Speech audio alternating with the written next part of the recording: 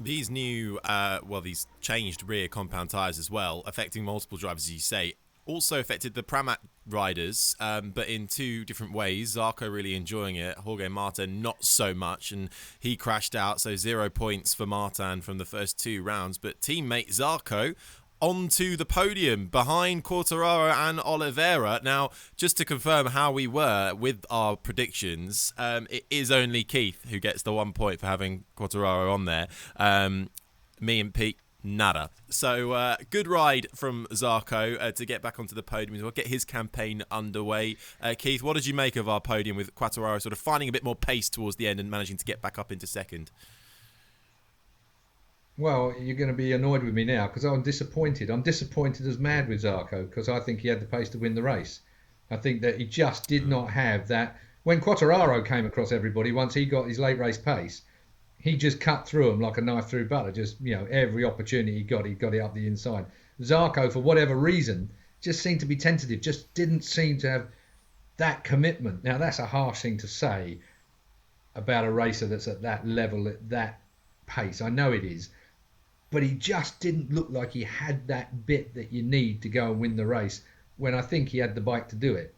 From where I'm sat, 7,000 miles away, watching it on TV. But that's the opinion I have, and I just believe that Zarco should have found a better position, even though a podium was great, personally. I think he was also a little bit disappointed that it took him so long to get up to speed. Was I think how he saw it. He looked at Jack Miller. We all know what Jack's like, but Jack instantly was on the pace, wasn't he, in that race, and he had the early lead. Jack's problem came later in that he then couldn't go any quicker. He sort of reached his limit sooner. But for Zarco, it was he felt he gave up too much time, and he should have. He said he had the speed, but he gave up too much time getting up to that speed, and so that needs to be something that he sort of works on. But I mean, this is the GP22's first podium, isn't it? Believe it or not. I mean, who'd have thought we'd be saying this, that after one podium out of six from the first two rounds, and of course the first for Pramac after Guidotti their team manager is gone. So it's good for them to be on the podium. It's say Jorge Martin, he got caught out. It looked like he sort of aquaplaned on the river, the water. The Michelin wet tyres, we should say, they didn't have this special casing, so they were the normal wet tyres that they're kind of familiar with. So, but for a lot of riders, especially the rookies, I'm sure there's one rookie that we'll come on to later, but they had very little experience, even Jorge Martin, of riding in the wet, and so they were just caught out a bit, just from that point of view, some of them. Yeah, Martin's crash was unfortunate. That's one of them faceplant. You only have to have the slightest angular lean when you go across a river that's dribbling across the track, which I think is what did for him. So unfortunate, really, for him. It was unfortunate, but good to see him walk away from that one as well, especially just how treacherous these conditions were, weren't they? You've already spoken about just how sensational it was for Miguel Oliveira to take his first win of the season. I think, as you say, his fourth in his career. This looks good for KTM, though. They're performing well here, and even teammate Brad Binder, Pete, saying 8th was like a win after he had his ride height malfunction, celebrating frantically as he crossed the line for 8th. Meanwhile, his teammate won. So a good day all round for KTM, who after a bit of a disappointing start out in Qatar, made the most of the conditions here in Indonesia. Yeah, that's right. I mean, Brad was sort of mixed point of view. I mean, he said, look, if it had been a dry race, he probably wouldn't have been able to finish with the problem that he had with that ride height device. So, I mean, he was happy just to finish with the wet. Oliveira, of course, he was asked, is this the start of something big? But as he said, look, what we've got to get over at KTM is having more than just 3 or 4 great races a year and then being average for the others. He said, so he was a bit cautious. He's saying it's too early to say, yes, they've had a rider on the podium at both opening rounds, but I think you can understand that they want to be sure that they've got that consistency and that they're going to be up there. It was a strange weekend, wasn't it? Again, with the tyres and things like that. So I think you can understand Oliveira being a bit cautious, but either way, fantastic to be winning after everything he went through. I mean, he was best of 11th for the second half of last season, didn't even finish in Qatar. And yeah, who would have predicted the winners of the first 2 rounds would be Bastianini and Oliveira? I mean, when you say it like that, yeah. Well, not us, clearly. Well, clearly, yes. I tell you what, I'd have quite liked to have been at the Binder dinner at the end of the day when Brad bashed Darren out the way on the last lap. That was pretty spectacular. Brad Binder giving Darren a little bit of his own treatment. But what a ride for Darren Binder. I mean, there's the big argument from Moto3 directly into MotoGP, and he rode that bike well in very tricky conditions. So Darren Binder, showing his class a little bit there. Okay, Brad, cost him 2 places on the final lap, but he was up in, what was he, 8th? I think he was in 8th place, wasn't he, Darren, at one point towards the end of the race before Brad came barging through and lifted his brother up in the middle of a corner, and he lost a couple of places at that point. So the Binders, going to be interesting at dinner time, I would think, when them 2 boys sat down. Well, on Darren, Keith, we had a question come in who echoes what you just said. What a scintillating drive from the rookie from Moto3 to MotoGP. People questioning him so much, had such harsh criticism from the entire media. I think ourselves included in that as well, it's fair to say. But boy, this man has something special about him. To finish 10th after starting 23rd on the grid. Has he done enough in that race alone, do you think, to sort of brush off those criticisms, or was it just a bit of a fluke because of the crazy race that we ended up getting thanks to the rain? I'm not going to say it's a fluke with Darren Binder. I've always said he's a talented rider. I think where his criticism comes from us and from most people is his lack of ability to be able to recognise that sometimes you have to roll it just a little bit when you get into a corner. You can't just ride through people. Basher Binder, he's, the criticism he gets is for sometimes pinching the inch that isn't there. It's not about his talent. I think we all recognise Darren Binder has a huge talent, it's always refreshing to see slightly old school style riders in today's riding. In other words, someone who's prepared to stuff it up the inside, someone who's prepared to take a risk with a move that probably isn't on. So I mean, we all sort of love Darren for that. Although I would think if you were riding with him on track, he'd be one of the most infuriating riders that you'd ever come across. You'd let the brake off into a corner, he'd let it off, for even longer. It would be one of them guys that, if he's up the inside of you, then you've got a fight on your hands. Which was why it was amusing for me to see Brad and him coming together in the last lap. Undoubted talent, Darren. No is my answer to that question, in that I don't think it's enough yet. He's got a long way to go. We've got a massively long season. I think we'll be judging people's overall performances when we get towards the end of the season, not after the second round in tricky conditions. But good to see him up there, and obviously underlining his obvious talent. Oh, no, sorry. I thought you were going to speak, Pete. I was watching your mouth. You look at the next best rookie. I think Raul Fernandez, 17th? I mean, and they all had roughly the same amount of wet weather knowledge, let's say, which is 0. It's always one of these arguments, isn't it? It rained at the Sepang test, as we've spoken about before. And you do wonder if some riders might have thought, maybe if we'd have taken a bit more advantage of that, we'd have been in a better situation where you have no wet practice and then suddenly you have a race situation. So a lot of people went into this pretty much blind, obviously the rookies especially. And Darren, he said from the outlap, he just couldn't believe the grip. I mean, we know that the track is a grippy track. We saw that from the World Superbike event last November in the wet. And we know that the Michelin wet tyres are especially good. But that was basically it. He just felt, even before the race had started, he had loads of grip and he just made the most of it and just seemed to be enjoying every minute of it. And as Keith says, if there's a battle going, you can be sure that there'll be a Binder in the middle of it somewhere. So a great job for him, and let's see what he can do. As you say, early days, let's see what he can do from here. I'll tell you what, I'll try and relay what it feels like when you've got a racetrack and a set of tyres and a setup that work together in the wet. It is the most incredible feeling. You can't believe what you can do with a bike in the wet when the whole thing works together really, really well. It is unbelievable. I mean, and it's almost shocking when you're on a bike and you've got the kind of grip you're not expecting. The bike's hanging on, you're able to accelerate through it, you're able to brake through it. And every lap you push your luck a little bit more, because that's what it's all about. You're pinching an inch and Binder is one of those guys that isn't shy of trying to, some people get into a groove early on and that's their groove.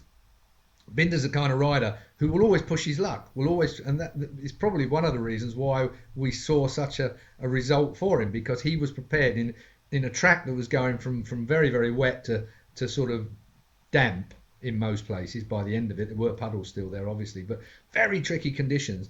And if you're feeling it, if you've got that feel and it's all coming to you, Binder's just the kind of boy to keep pushing, to keep trying to find that next bit.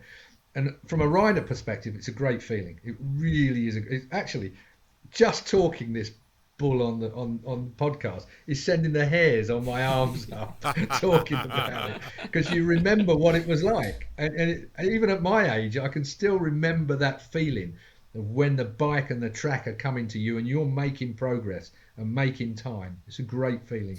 I can't believe that. Get back down. Another guy who had exactly the feeling that I think you're talking about, Keith, was Joan Mir, who started 17th. And he was up to about 7th or something by the end of the first lap. Now, he was saying exactly what you're saying. He was just beaming. I couldn't believe the grip. He said, my elbow's down in the corners. I'm saying, is it wet?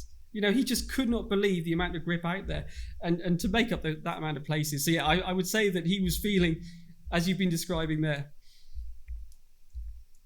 Incredible from those riders as well. We'll come back to MotoGP action in a minute. Let's move down to Moto2, shall we? And have a little chinwag about that. Pedro Acosta making the headlines for the wrong reasons in practice with a yellow flag fall. Jake Dixon securing his first Moto2 pole, making the headlines for the right reasons. But then, come race day, it was Somkhat Chantra who eased up from 4th on the grid to become the first Thai rider to win a World Championship race. And there were explosions in the Hewen household, weren't there, Keith? Yeah, we've got a fair Thai connection, as you know, around here. Anyone at home that doesn't know that, my wife's Thai, my family, 3 of my daughters are obviously mixed heritage, we now have to say, for the politically correct in the UK. Everywhere else we can say whatever we like, but obviously here. And they're very much into their heritage. And the fact of the matter is Somkhat, he's always been a good rider, and he's a great kid around the paddock. I mean, he really is. He's still only something like 23 years old anyway, but obviously Thailand, like Indonesia, has a massive following of MotoGP and all things brand and so on. And so, he blasted onto the scene, if you remember, back as a wild card some time ago. We never heard of him. And all of a sudden there he was. But this weekend it came together for him. I have to say that it was a bit like watching a Thai Sam Lowe's, mega talent, but you're just wondering whether he's going to throw it at the scenery in a moment or two. And he didn't. He kept it going. It was a quality ride. It really was a great ride. I looked at the lap charts afterwards to check on the consistency of his timing and the like, and he got the job under control. So Somkhat Chantra, brilliant ride from him. Our family's happy. Half of Southeast Asia is going to be well and truly happy, and Buriram is going to be absolutely rammed come the later Thai Grand Prix in the year. Whether he can repeat that, whether this is the point now where that consistency, we've seen it before, haven't we, with some Southeast Asian riders, tricky conditions, that hot, humid, it's the kind of area that they've worked in for years and years in their life. But now we've got to work it out through the rest of the year. I wish him luck. Chokdi Somkhat. As far as Jake Dixon's concerned, it haunts me like it haunts him, I'm sure, when it comes to Le Mans, when he should have won in Le Mans in difficult conditions, and he fell down last corner and didn't get what he should have got, what he deserved. And this weekend, really, he was a dominant force in the Mandalika, Jake, and he looked really good. I mean, the penalty didn't fit the crime. I mean, I'll tell you what, you could watch that same bit of footage 10 times and not see what he did wrong. If he went on 10 more laps, he'd have done exactly the same thing and probably stayed on the bike. I mean, it just crap luck. But I mean, I wish Jake Dixon. He's a super talent, a super bloke, and he's good for the UK. And let's hope that he and Sam can keep performing in the way that they are at the first couple of Grand Prix, because Jake Dixon, it can only be a matter of time before he wins a Moto2 race. 2 first-time winners, isn't it, that we've had this year in Moto2? Talking about people due to win, you've got to believe Dixon, Canet, those kind of guys are sort of pushing to keep that run going. But Yeah, I mean, Chantra, amazing. I mean, he just looked so in control. I mean, we were hearing after the Moto2 race, which was the last of the dry races, of course, shortened because of the track conditions, that some of the final corner, they were starting to get holes in it and things like that, which the MotoGP guys even felt in the wet. So tricky conditions. It wasn't, spots of rain, I think, were also already falling, weren't they, by the end of that Moto2 race. So Chantra had all that to deal with, all the pressure of leading for the first time and everything else, and did a perfect job of it. So, yeah, I mean, and Sam Lowe's, okay, he didn't get on the podium, but he's got solid points. We said it before in the preview show, didn't we? There's a bit of a vacuum in Moto2 this year. We've had 2 seasons where a lot of race winners have gone up to MotoGP, and now we've got this sort of clean sheet almost, haven't we? And we're seeing that with these first-time winners in these opening rounds. And then you've got Sam there with all this experience that if he can keep getting these results in, he can, and hopefully this wrist tendonitis that seems to be still nagging him. I mean, it's obviously a worry, but let's hope that they can get on top of that and that he can, keep building the season. But talking of consistency, it's Vietti again, isn't it? I mean, at the end of the day, Vietti now leads that championship, and Celestino Vietti is looking very, very good at the moment. He's sort of calmed himself a little bit as well. I mean, he looks like a bit of a weapon. But, we move on. Argentina next up. It's funny, I always look forward to Argentina. There's a lot of people that I travel with that don't really like going to Argentina and to the track. I know it's a really difficult place to get to. Got to fly into Buenos Aires, which is the longest flight. It's like 15 hours on a direct flight down to Buenos Aires. And then you got to fly 2 hours north to Tucumán. But I always look forward to that. I think it might be because I'm a bit old school, really, and it is a bit 1980s there. Like the city centre goes completely bonkers, and it's full of bonfires and barbecues and nutty people dancing through the night and the like. And the track is, it's tricky to get to the track in the mornings, because there's so many people travelling that way, and it is a little bit basic, I suppose, in its delivery on the spectator side of the camp. But as far as the riders and everything is concerned, it's great. So I think we're going to have a very interesting year. That is for sure. God help us with our predictions. Moto3 up next. Let's move on to the third.